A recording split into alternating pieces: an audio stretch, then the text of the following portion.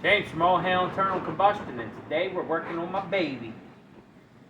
It's You are a baby. my 90s Honda Civic. I can't call that my fucking baby. This is your Japanese baby. Yeah. I kind of wondered what happened here. It kind of looks like a bike hit my quarter panel. From your other baby. Yeah. That's okay, it'll come out of her college fund.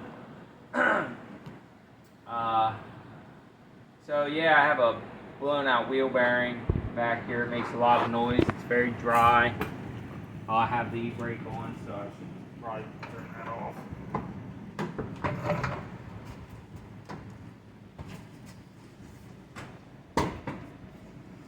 We just put a clutch cable and the accelerator cable I got with that other motor I have.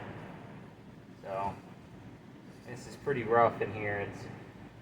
But last time I did drums, brakes, got a new rubber line, new NICOP line we bent up for it.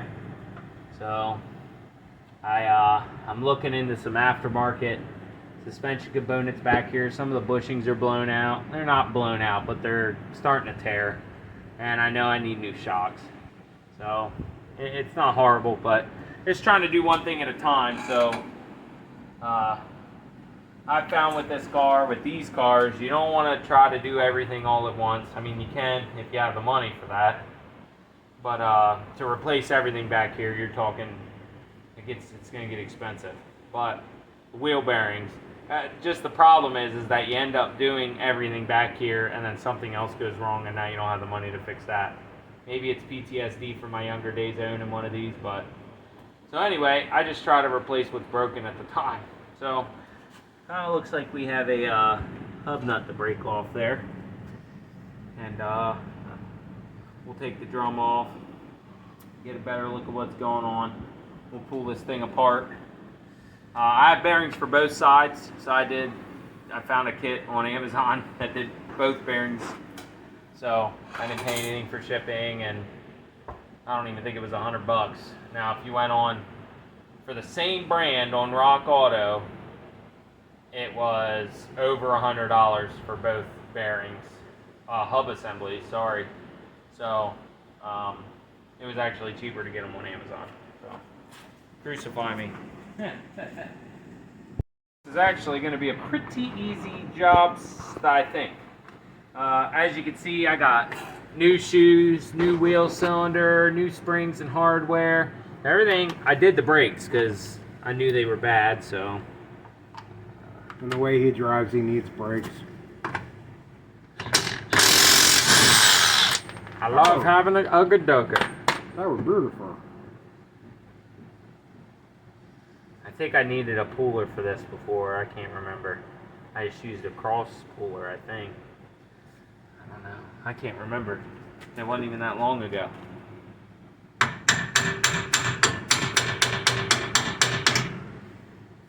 Lovely. So, this is important. Got too dark. I packed grease in here last time I had this thing apart because this bearing it's making a lot of noise. It grinds going down the road, makes all kinds of noise. So you can see that this is kind of old school because it rides on a spindle back here. But we like that. Look how fast you can get this hub swapped out on this thing, man. No sweat.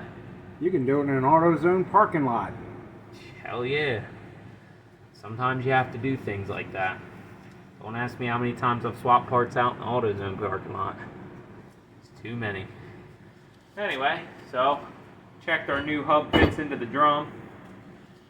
It's a 4-bolt, obviously. That's all we gotta do. I should probably put some fresh grease on that guy. Now it's stuck. Oh, Oh, you damn broke it, man. Yeah, damn. That was bad. Well, we're flip stop. Oh, the hub didn't want to quite fit over the spindle, so we used some emery cloth to clean it up, polish it up. Good thing I didn't wait too much longer to replace this. Would have sucked to ruin the whole spindle and try to locate one of these. That would have been fun.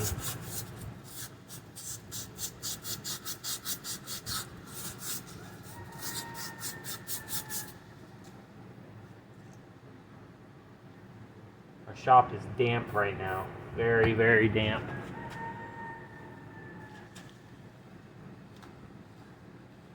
It's been raining for like 16 days now. It's on so far and just gets stuck.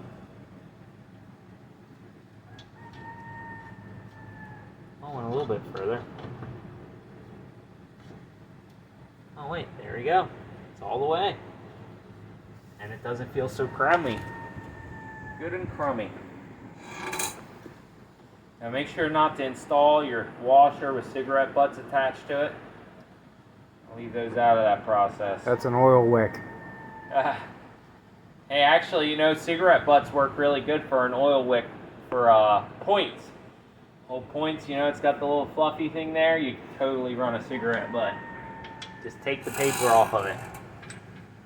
One day when my old man passes and nobody smokes cigarettes no more, I'll be in my 60s and I'll go, God damn it, where's he at where I can get a cigarette butt? Definitely not working on anything with points. Hopefully when I'm 60, nothing will have points anymore. Everything will be retrofitted. So I gotta find a torque spec on this guy. A lot of times they'll recommend that you replace this jam nut. This one's a little beat up, but it'll be alright. And they only say that because you're supposed to, once you torque this thing down, this thinner sheet metal ledge in here, you take a chisel and you knock that down into this keyway and it'll keep that nut from backing off. So I'm going to see what the torque spec is on these rear hubs, grab my torque wrench and torque that down. It's actually pretty important to hit this torque just right. So if you do it too loose, the bearing will walk around and go bad prematurely. If you do it too tight, then well, that's just as bad. So you'll cook them new bearings. Oh yeah, they'll be blue. They'll be nice and blue, just like your feelings after you have to do your hub bearings again from tightening the nut down too much. But I'm sure that these probably get torqued in the 80 to 100 range. But I'm gonna grab my Honda Bible and we'll check that out right now. Alright, so the number was 134 foot-pounds. I went ahead and torqued this down. I'll just use a flat chisel like this, and this little indent here. And just knock that lip. See, that lip's now concaved in there, it's not going to back out. Check this, make sure it spins, doesn't move in and out. We're good. Put the drum back on.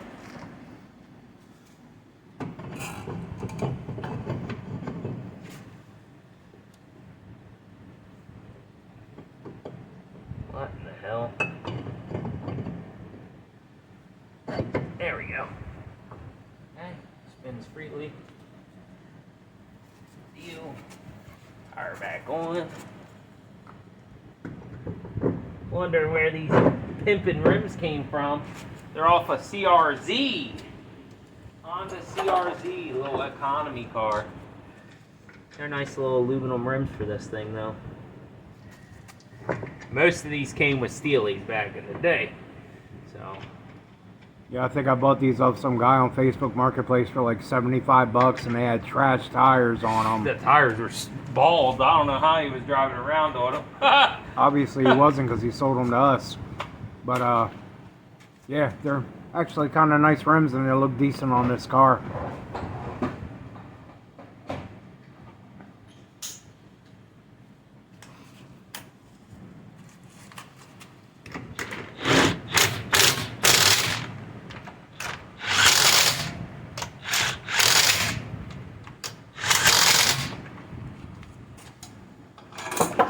Alright.